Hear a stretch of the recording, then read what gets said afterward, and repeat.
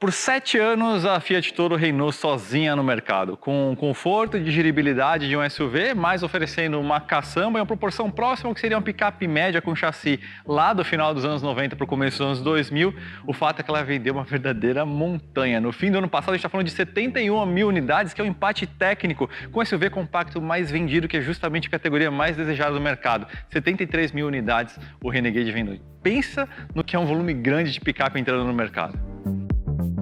A Chevrolet demorou um bocado para chegar nessa festa, o que significa que ela chegou com fome, querendo abocanhar uma fatia grande desse bolo da Toro. Eis aqui então a Montana, e as suas intenções estão literalmente na cara, bater de frente com a Toro e quem sabe nessa missão ser mais bem sucedida do que a Oroch, que ano passado lutou muito para conseguir um volume de aproximadamente 1/6 de volume de vendas da própria Toro. Então a gente está aqui no litoral de Pernambuco, na verdade um estúdio aqui dentro de São Paulo, para ter esse primeiro contato com a Montana. A gente tem alguns dados técnicos que a gente já consegue antecipar para você e, claro, as minhas primeiras impressões estando aqui cara a cara com ela a partir de agora, então com vocês aqui no Autoline.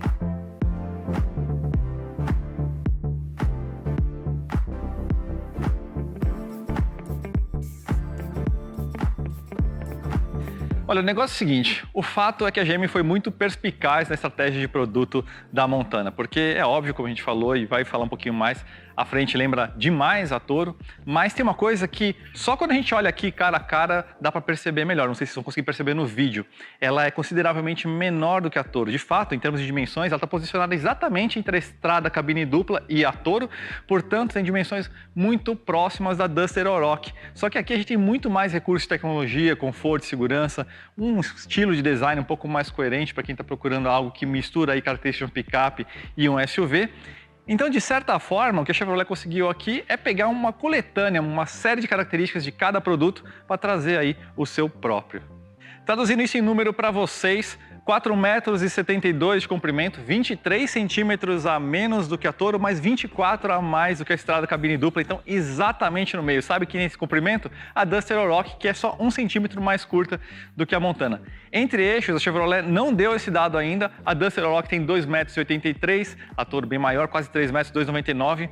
Nosso palpite aqui vai estar na casa de 2,85 m, 2 ou 1 centímetro para lá para cá. Não tem muito como fugir disso por causa da presença dos balanços. Largura, a gente tem 1,80 m, ela é mais estreita que as demais, portanto, a Duster Oroch tem 1,82 m, mas pode ter uma questão também daquele alargamento para a lama, entrando aí, contando 1 ou outro milímetro a mais.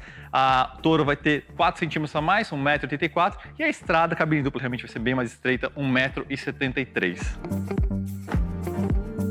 A Montana compartilha a mesma plataforma do Tracker, a famosa Gem, aqui uma versão um pouquinho maior, né, que é igual a da Tracker, porque o Onix utiliza uma variante um pouquinho menor, mais ou menos que nem a QB A0, a ON, que a Volkswagen utiliza, tá? Toda picape, evidentemente, possui toda essa parte do assoalho traseiro, aqui essa linha de força, reforçada, porque trabalha sempre com carga, distribuição dos esforços completamente diferente. Então, parte de travessas, longarinas, sempre geralmente da coluna B ou da metade do assoalho do passageiro traseiro para cá, costumam ser completamente diferentes. A gente não tem esses dados ainda, mas uma coisa interessante, a Chevrolet afirmou que essa plataforma já nasceu para ser concebida como uma picape, assumiu uma solução de suspensão traseira mais simples, de eixo de torção, a gente vai falar melhor sobre isso daqui a pouquinho, mas por outro lado, isso permitiu um espaço maior de caçamba, como vocês vão ver daqui a pouquinho. Antes da gente olhar os detalhes da Montana com calma, vamos dar uma passadinha na parte de versões, preços, o que a gente tem de informação, né? Aliás, muitos de vocês já viram que rolou uma pré-venda da Montana, 2.000 unidades. O lançamento oficial vai ser em fevereiro de 2023. A gente está meio perto, né? Uns 2 meses. Mas seguramente os preços não vão ser esses que eu vou comentar agora para você. Foram só 2 versões que foram anunciadas. A gente sabe que vai ter versões mais simples, mas eles reservaram as topo de linha para esse primeiro momento. Então a gente teve a LTZ de 134.490 e a Premier por 140.390. E olha só a perspicácia da Chevrolet que eu estava falando. A Toro Endurance, com o motor T270, começa em 143.500 e aí vai até 170.000. Então, aonde termina a faixa de preço da Montana é onde começa a da Toro. Eu acho ainda que o preço final do produto talvez dê uma interseção um pouco maior, mas você já tem uma ideia aí de como que a Chevrolet está querendo encaixar esse cara aqui no segmento dessas picapes compacta médias. No ato de lançamento, a Chevrolet divulgou uma série de equipamentos, só que todos juntos, né? A gente fez aqui uma divisão baseada no que a gente conversou com algumas pessoas. Então, a LTZ provavelmente já vai com 6 airbags, sistema de infotainment MyLink, tela de 8 polegadas, integrado ao painel, como vocês vão ver.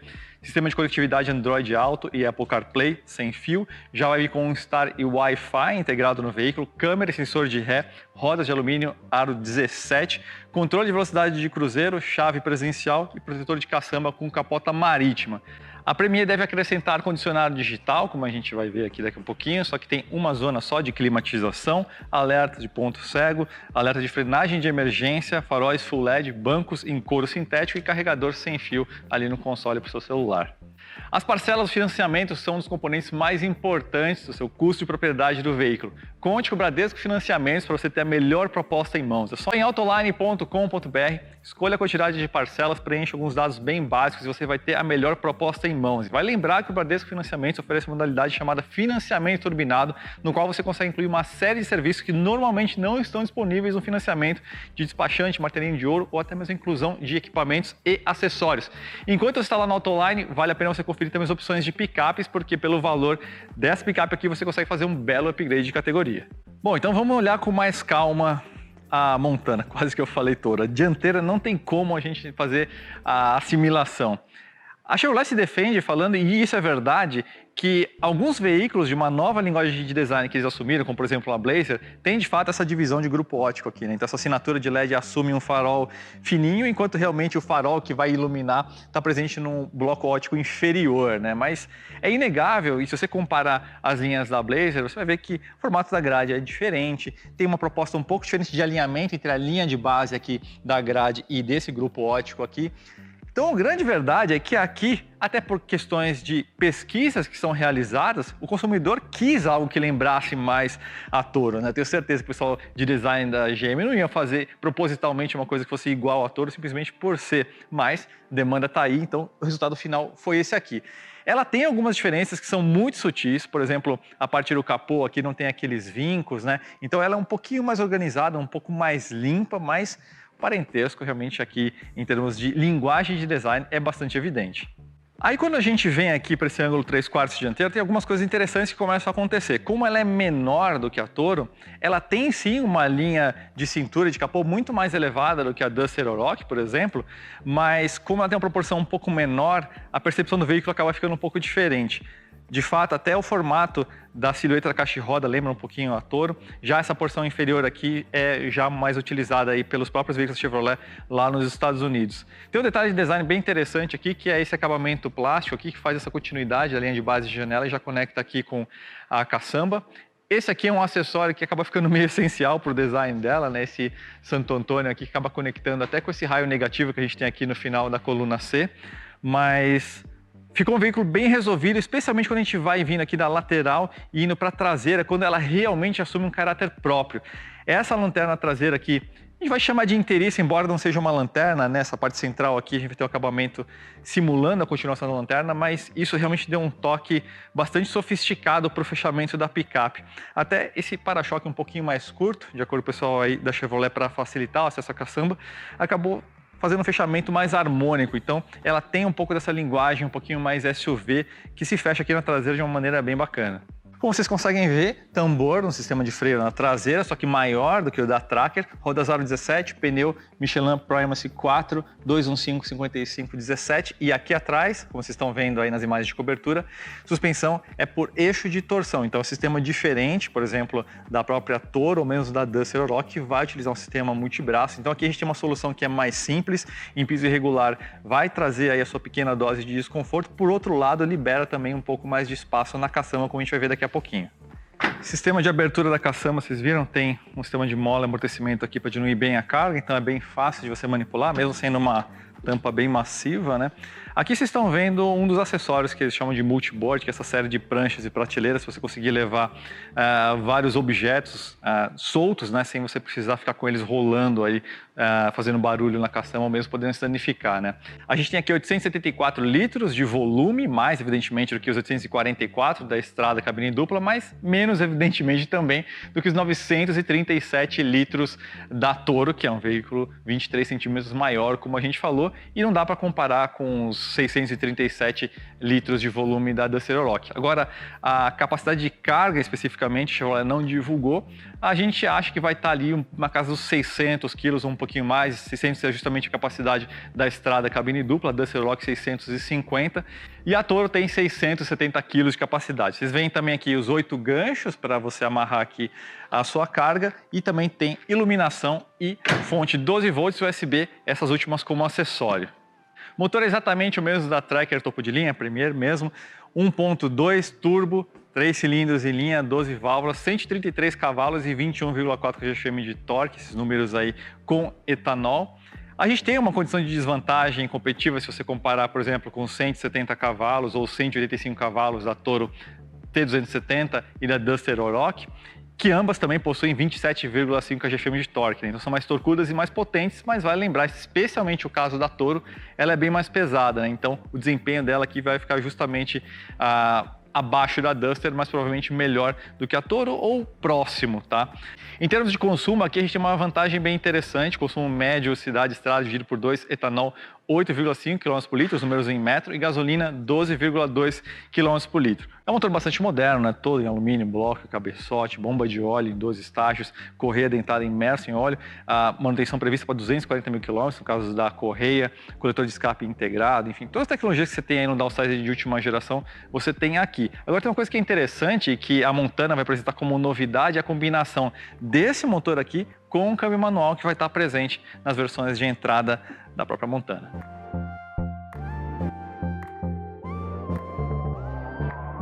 O simples fato de entrar aqui dentro já dá uma amostra que é uma concepção veicular diferente da Toro, porque o que a gente chama de ponto H, né, onde o quadril fica, e mesmo a altura do assoalho em relação ao solo é bem mais baixo, então não dá aquela sensação tanto de você entrar no segundo andar de uma picapona, vamos dizer assim, né? O que significa também que dinamicamente essa picape aqui, que é menor e evidentemente mais leve, deve trazer mais qualidades aí, né? Não que você vai querer comprar uma picape como uma esportiva, mas saiba que provavelmente numa estrada, numa subida de montanha, numa subida de serra, você vai ter um veículo um pouco mais na mão. Não que a Toro não faça um mau trabalho nisso, porque ela realmente é bastante competente. Mas vamos lá, interior, né?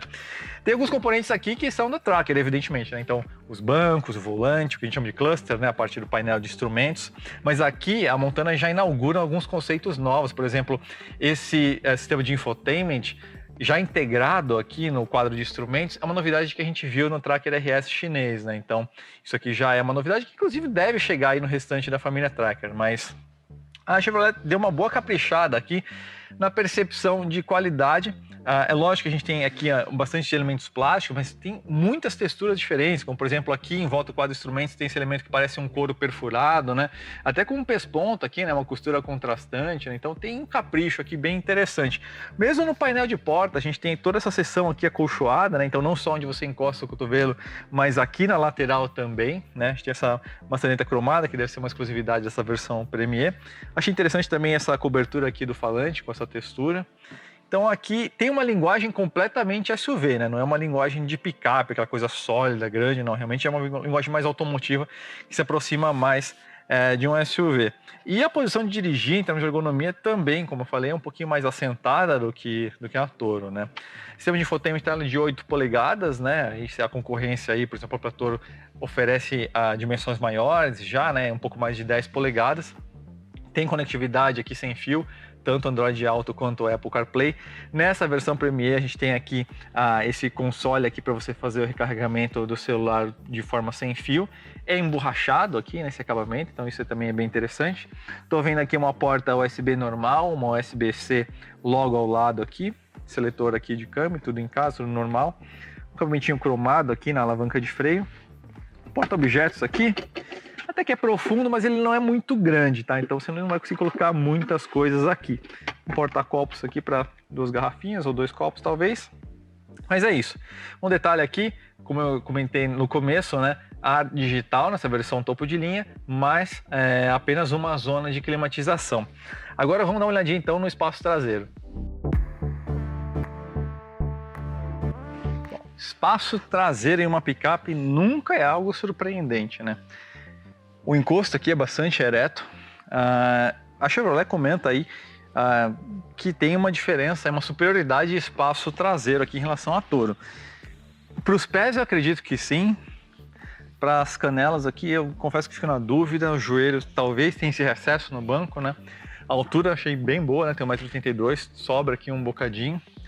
Dá para fazer uma boa viagem aqui, né? Eu diria que com 4 pessoas, talvez com 5. Note que até que o banco tem esse recesso aqui, né? Então, o quinto passageiro aqui não é exatamente bem-vindo, né? Até vim olhar aqui se tinha cinto, realmente é para 3 ocupantes aqui, né?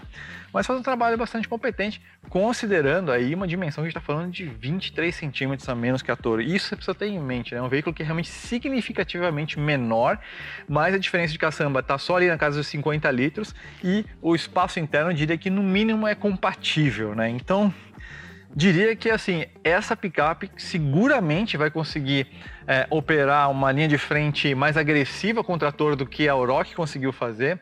Se vai se dar melhor, aí só o tempo e o mercado que vão dizer. Mas por enquanto é isso, pessoal. Agora em fevereiro vai chegar o lançamento oficial da Montana. Aí a gente vai ter realmente o test drive com todas as impressões dinâmicas. Aí sim eu vou poder trazer melhor para vocês tanto o preço final quanto as impressões dela.